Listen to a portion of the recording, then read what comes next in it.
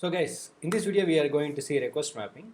So if you see before we were using this get mapping for process the get request. Okay, the same way we can use post mapping to process the post request. So this URL will work only with the get mapping. This will not work with the post mapping or put or anything. Okay. So let me go for let me create a new controller called sample controller because I don't want to mess up with the existing one. So I am creating a new controller.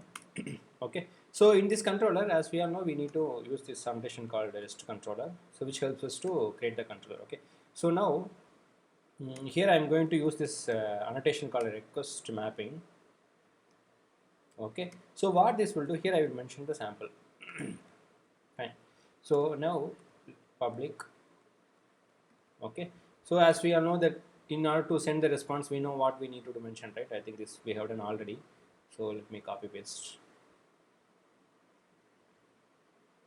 And this I don't want.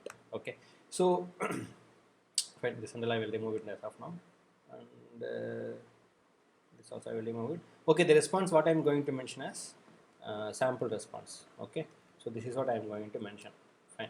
So here in this scenario, if you see here this request mapping, what this will do, whatever the request we are providing, it will get accepted. Which means if you are sending the request as a get or post or put, so whatever it may be, this request mapping will receive the request and process the request.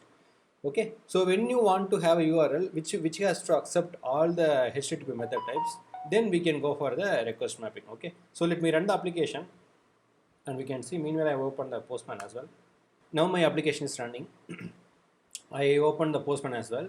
Now I am going to provide the request localhost sample, and now I am sending the request with the get. Okay, so if I give the request, as you can see here, I will get the response, a sample response which is coming from the Spring Boot application. The same way, if I change this method type into post, still I can able to get the same response. If I change it to method type as put, still I can able to get the same response. This happened because we have created a method with request mapping, so I can able to that this method will accept all the requests.